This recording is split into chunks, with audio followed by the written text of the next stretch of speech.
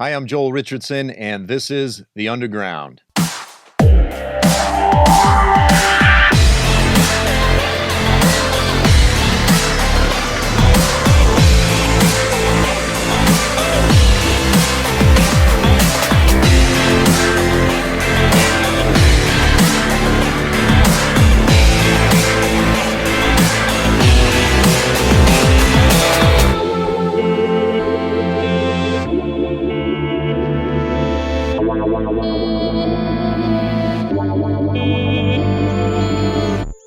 Now, in this week's episode, I want to return to the prophecy of Daniel chapter 8.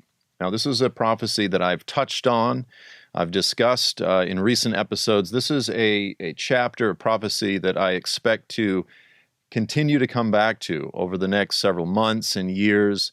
I am increasingly convinced, as I've said, that this may be one of the clearest prophecies outlining what is beginning to unfold right now in the earth, specifically in the Middle East. Now, in the news just recently, we've had really a series of different events that have grabbed the headlines over the past several months. Obviously, Russia moving troops into the Middle East. This is a profound game changer. Now, in more recent times, we had the Saudi Arabian government, the Saudi Arabian family, executed a handful of prominent Shia Muslims in their country, including one very prominent cleric.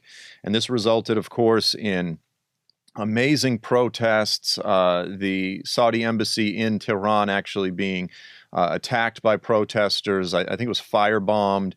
And then the Iranian embassies were closed down in various Arabic cities, capitals throughout the Middle East. So the tension is rising. I want to take some time again briefly to look at Daniel chapter 8. We're just going to sort of highlight some of the main features of this prophecy, and then I want to go back to some of what's unfolding in the region and talk about what we may expect to see next in the Middle East. So let's go ahead and turn back to Daniel chapter 8. And so beginning in verse 1, Daniel says, "In the third year of the reign of Belshazzar, the king, a vision appeared to me subsequent to the one previously." Okay, so he's talking about Daniel 7, the vision that appeared to him previously. "I looked in the vision, and while I was looking, I was in the citadel of Susa." Now, this is in what is modern-day Iran. Okay, so Daniel is no longer in Babylon, or at least in the spirit, he is now in the region of what would be Persia or modern-day Iran, the citadel of Susa, which is in the province of Elam. "And I looked, and in the vision, I myself was beside the Ulai Canal. Behold, a ram which had two horns was standing in front of the canal. Now, the two horns were long, but one was longer than the other." So you have a ram with two horns, one horn longer than the other, with the longer one coming up last. "I saw the ram butting westward, northward, and southward, and no other beast could stand before him, nor was there anyone to rescue from his power.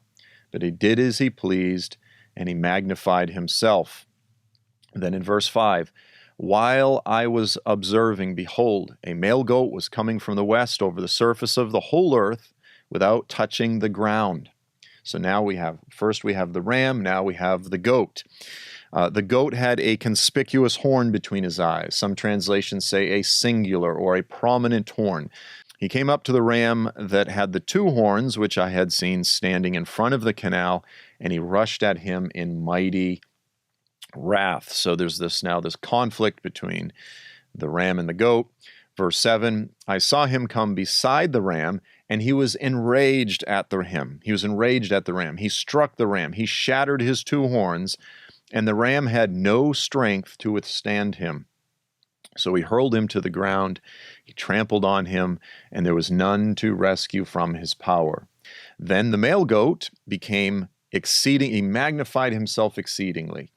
But as soon as he was mighty, as soon as he was great, the large horn was broken, and in its place there came up four conspicuous horns toward the four winds of heaven."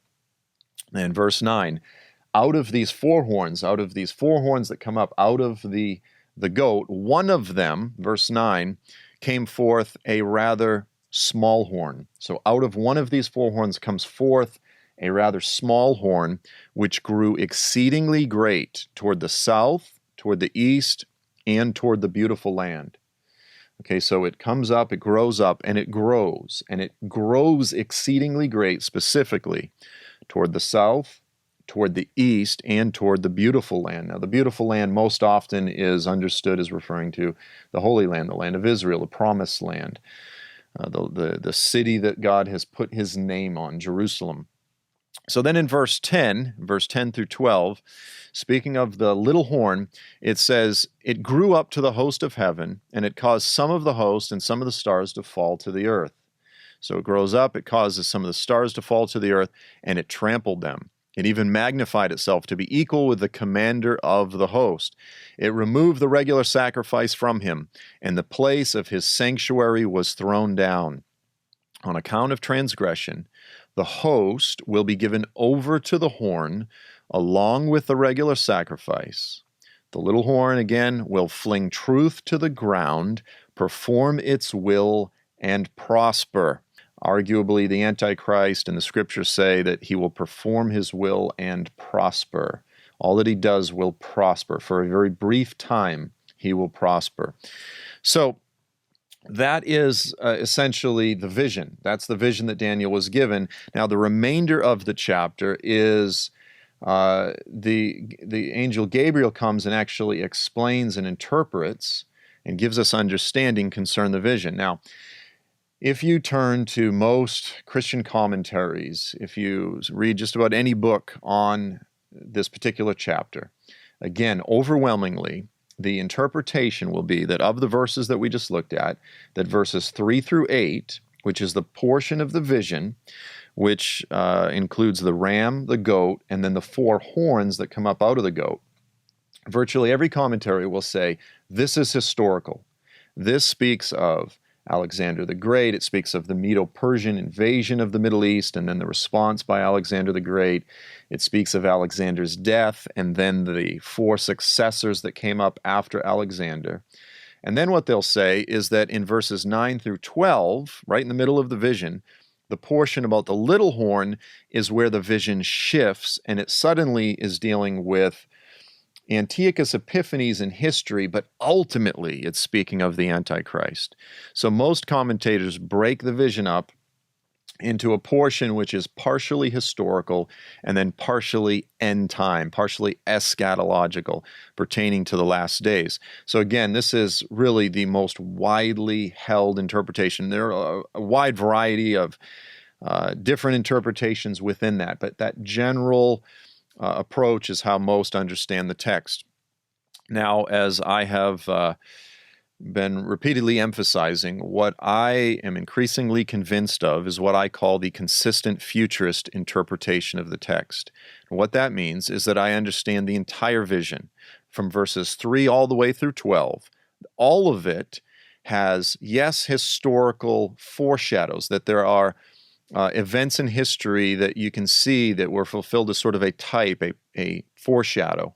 But the entire prophecy, its ultimate fulfillment, its primary meaning concerns the last days. It's primarily an end-time prophecy. But for now, I just want to touch on just a few of the key elements of the prophecy to highlight why I believe that it is an end-time prophecy. So really you have 3 or 4 primary leading arguments, okay, in terms of why the entire prophecy should be understood as an end-time prophecy. First of all, the book of Revelation tells us that the little horn is the Antichrist. The book of Revelation, chapter 12, which we'll look at, makes it very clear that the little horn is the Antichrist. So we understand that at the very least, from verses 9 through 12, the portion about the little horn is not just Antiochus Epiphanes, but yes, it is an end-time prophecy. Second, Gabriel the angel, 3 times, which we will look at, states very clearly that this is an end-time prophecy, that its subject matter concerns the last days. Third, the little horn, as we will examine, the little horn, Antiochus Epiphanes, did not expand mightily toward the east. When you actually look at the career of Antiochus Epiphanes, he already controlled the entire eastern areas, and in fact, during his reign, the Parthians began moving, and he started losing the eastern portions of his kingdom, and that's where it sat actually at his death. And then fourth, Alexander's empire, and this is critical. This is probably one of the huge points that you will not find in virtually any Christian commentary. The bottom line is Alexander's empire did not break up into four. And this is so widely held, so widely taught that when I say this, people are like, what are you talking about? And this is just a well-known fact of history. But the bottom line is it's not true, and we'll look at that. So very briefly, let's look at each of these arguments. So first of all, as I said, Revelation connects the little horn to the last days. So again, we've already read it, but in Daniel 8, 10 through 12, it speaks of the little horn. It says it grew up to the host of heaven. It caused some of the host and some of the stars to fall to the earth. It trampled them down. And I've pointed out elsewhere that throughout the scriptures, nowhere are humans referred to as stars, other than as symbolically, or sort of metaphorical, allegorical references. But it never refers to humans as stars. It refers to angels as stars consistently. And it certainly never refers to humans as the host of heaven. It'll call people the host all the time, but it never refers to humans as the host of heaven. So this is a significant point. And it says he magnified himself to be equal to the commander of the host. Now, I'm convinced that Paul in 2 Thessalonians, when he's speaking of the Antichrist setting himself up in the temple of God, is actually referencing this portion of Daniel 8, as well as almost quoting verbatim Daniel chapter 11. When he says that the Antichrist will set himself up in the temple of God, proclaiming himself as God, and all of the things that the son of perdition, the man of lawlessness, will do, Paul is actually hearkening back to Daniel 8 and Daniel 11. So he's referencing the little horn and the king of the north, making it very clear that the little horn and the king of the north are one and the same. They are the one that we call the Antichrist. The Bible, the scriptures use multiple titles, multiple names for this individual. So he raises himself up to be equal to the commander of the host. Again, that's clearly a reference to Jesus, to Yeshua, the Messiah. That's something Antiochus did not do. So he removed the regular sacrifice. Again, this is something that Daniel, the prophecy of Daniel in Daniel 8, Daniel 9, 11, and 12, all reference as something the Antichrist will do. In the place of his sanctuary, that's the commander of the host, was thrown down. On account of transgression, the host will be given over to the little horn along with the regular sacrifice. He will fling truth to the ground and perform his will and prosper. Okay.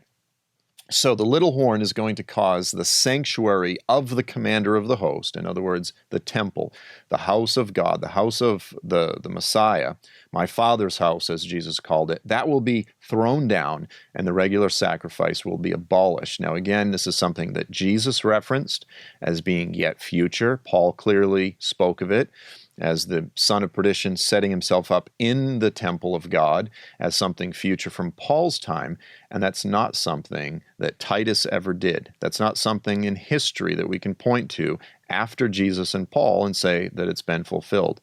It has not been fulfilled yet. So here's the kicker, is in Revelation 12, verses 3 through 11, we have it says, "Then another sign appeared in heaven, and behold, a great red dragon, having 7 heads and 10 horns." This is Satan. "And on his heads were 7 diadems, and his tail swept away 1/3 of the stars of heaven and threw them to the earth."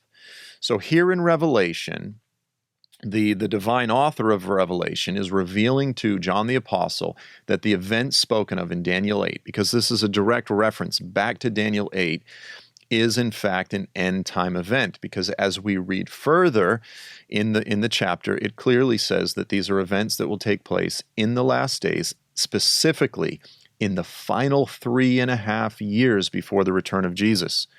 It says the great red dragon, this is verse 9, was thrown down, the serpent of old, who is called the devil and Satan, who deceives the whole world. He was thrown down to the earth, and his angels were thrown down with him. Verse 10, "Then the angels declare, now the salvation and the power and the kingdom of our God and the authority of his Christ, his Messiah, hath come, for the accuser of our brethren has been cast down, He who accuses them before God day and night. For this reason rejoice, O you heavens, and you who dwell in them. But woe to the earth and the sea, because the devil has come down to you, having great wrath, knowing he only has a short time. So you have the clear references to just this very brief period just before the return of Jesus. Satan is enraged because he knows he only has a short time. The triumph, the victory of the Messiah has come. His kingdom has come. These are clearly end-time events. And so here, the divine author of Revelation, God himself, the Word of God, makes it clear that the events in Daniel 8, spoken of in Daniel 8, are end-time prophecies. Next, Gabriel makes it very clear that this prophecy speaks of the end times. Again, he makes it, abundantly clear. So in verse 15, beginning in verse 15, when I, Daniel, had seen the vision, I sought to understand it. And behold, standing before me was one who looked like a man. And I heard the voice of a man between the banks of the Ulai Canal. And he called out and he said, Gabriel, give this man an understanding of the vision. So Gabriel the angel is now about to explain the vision to Daniel. Verse 17, so he came near to me where I was standing. And when he came, I was frightened. I fell on my face. But Gabriel said to me, Son of man, understand that the vision pertains to the time of the end. Gabriel the angel says, Daniel, understand, listen, hear me. The vision that you just saw, it pertains to the time of the end. Verse 18, now while he was talking with me, I sank into a deep sleep with my face to the ground. He touches Daniel, he lifts him up, and he continues. He reiterates what he just stated. Verse 19, behold, I am going to let you know what will occur at the final period of the indignation, for it pertains to the appointed time of the end. So again, 3 times, Gabriel tells Daniel, listen, Daniel, hear me. And he reiterates it. He emphasizes it. The vision concerns the time of the end. He doesn't say, Daniel, understand that from verses 3 through 8, verses 3 through 9, this part is history, but then this portion of the prophecy is future. No, he just says the vision pertains to the time of the end, the final period of indignation. Okay, so that's pretty clear. That's pretty emphatic. If we take the words of Gabriel seriously, which I believe we should, then the only way to read this prophecy is as an end-time prophecy, if we simply take his words at face value. Third issue, Antiochus did not expand east. He did not expand in a mighty way east. Again, we won't really dig into this much, but let me just say this. Antiochus, his capital was Antakya today. This is in Turkey. If you look at a map of Turkey, there's sort of that little section. It's called the Hatay province, which extends down into Syria. It's sort of a contested region. Syria thinks it should be theirs. It's the more Arabic portion of Turkey. And in the Hatay province is Antakya. That's ancient Antioch. That was the capital of Antiochus Epiphanes. That was where that's where he reigned from. Now, during his reign, during his career, he was repeatedly engaged with military conflict with the Ptolemies in Egypt, and he was going down. And in fact, he expanded his power down to the Ptolemaic kingdom and toward the beautiful land, which is, again, the land of Israel. We know that. Antiochus exerted his control over Israel. But he never expanded to the east because he was the ruler of the Seleucid or Seleucid dynasty. He already controlled that whole area east, and all of the roads which were controlled, which allowed the trade routes all the way from India. He already controlled it. But it was in his latter years, it was actually 167 BC, that King Mithridates, the king of Parthia, he actually made a move on some of the central cities that were to the east of Antiochus. And Antiochus went and engaged some of them, and he actually retook some of the areas that they had taken. But then in the midst of all of that, he died. And so the point is this: he never expanded further east. He never grew mightily east. In fact, he was at war trying to maintain control of some of his eastern provinces, and he lost some of his eastern provinces. So history says that what took place with Antiochus is actually just the opposite of what will be fulfilled with the little horn. The little horn specifically will expand mightily to the east. Finally, and this is the big one, Alexander's empire did not break up into four.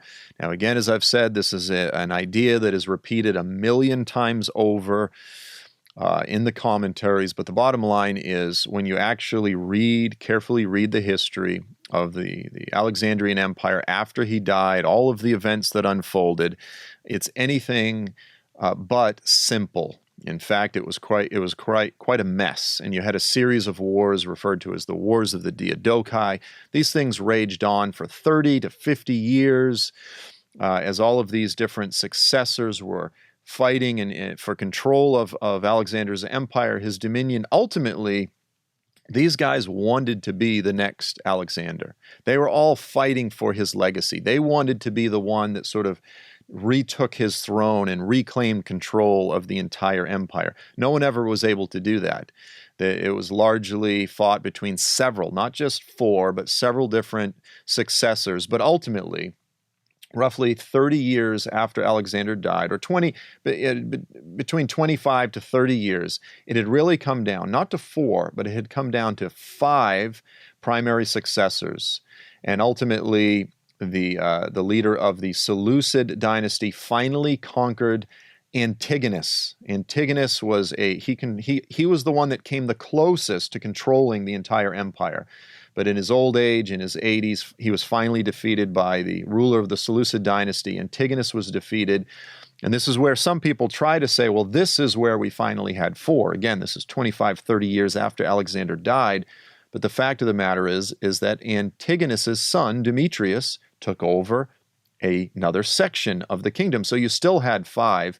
But really, when you look at history, when you study it, by this point, there were only two primary, big, significant rulers. And then there were a handful of other smaller rulers.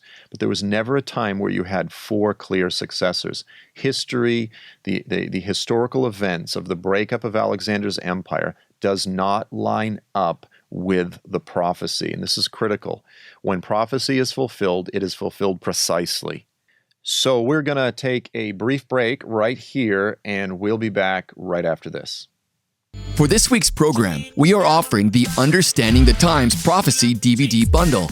This important resource bundle includes the following four resources: Joel's newest teaching, Where is America in Bible Prophecy DVD. This dynamic two-session teaching DVD addresses all of the critical biblical passages that many have said point to the United States. Could the United States be Mystery Babylon, as many students of prophecy now believe? Find out in the Where in the United States in Bible Prophecy DVD. Second, you will receive the What Comes Next in the Middle East DVD. This three-session teaching DVD examines the two critical passages of Daniel chapter 8 and Isaiah 19, understanding what is happening right now in the Middle East and what may be next on the prophetic horizon. Third, you will receive the Understanding the Times DVD. This four-session DVD addresses the gospel of the kingdom, the Jewish temple, and the coming covenant, and two sessions on identifying Mystery Babylon. And finally, as a bonus, you will receive Joel's documentary, End Times Eyewitness. This dynamic documentary film, shot on location throughout the Middle East, explores the unfolding signs of the return of Jesus. Together, all four items are only $55. To order, go to joelstrumpet.com and click on the Understanding the Times DVD bundle. So what do we do with this? Well, again, if we understand it, if we understand this prophecy as being eschatological, then what that means is this, is that in the last days, before the return of Jesus, the Medo-Persian Ram is going to invade the Middle East, is going to break out militarily into the region. Now, when we look at the region right now, it is already setting up for this. It's already setting up for an Iranian invasion of the Middle East. Everyone is looking for Gog Magog. They're looking for Psalm 83. So many different prophecies. And those are all valid prophecies. Those are prophecies that will be fulfilled. But first, I'm, as I said, increasingly convinced, and I could be wrong about this. I'm putting this out here for the watchers to watch. Now, some people will say, well, why bother, Joel? What's the point of this? Listen, Jesus commanded us to understand the signs of the times. He commanded us to understand the scriptures as they related to the signs of the times. You know, you have a lot of people who say, you should never interpret the Bible based on the newspaper. That's newspaper exegesis. Well, listen, I agree that you should never allow your interpretation of the scriptures to be dictated by the newspapers, that you don't begin with the newspaper and then turn to the scriptures. You need to understand the scriptures. But the bottom line is the scriptures will relate and give clarity to what's taking place in the earth, the signs of the times. Jesus rebuked the scribes and the Pharisees. He said, you don't know how to interpret the signs of the times. In other words, the signs that are out there in the earth. So this is something Jesus expects us to do. We are to be watchful as we are watching the signs unfold. We are to be alert. We are to be prayerful so that we understand the seasons that we are in. If Iran invades the Middle East, if Iran breaks out, then we say, okay, now we can look for the goat from the west to come in and crush the ram. And I would argue that that is most likely Turkey. Now, here's the point that I want to make, and here is what we need to look for in this next year. If Iran breaks out into the Middle East, and Russia has now jumped in and is siding with Iran, Saudi Arabia is obviously furthering this matter, pressing the issue by purposefully executing a prominent Shia cleric, by stirring up all of this strong Sunni-Shi'a conflict. They're pushing the regional conflict further. If Iran, if the ram breaks out into the region, and again, this could happen in the next few years, it could take a long time, then we are to watch for the next sign, which is the ram, which is the goat from the west. If the goat from the west comes, then we understand that these are the signs that are leading to the rise of the Antichrist. This gives us tremendous clarity into the times, the seasons that we are in, and that we are quickly approaching the return of Jesus. Now again, folks, we don't know. Jesus made it very clear. No one knows the day or the hour. And when it comes to timing, these things are easy to miss. Oftentimes we peer into the scriptures, we think we have clarity on the timing, but we don't. We need to approach these things humbly. I'm not coming to you dogmatically saying this is that. But when I look at the events in the Middle East, I look at what's unfolding.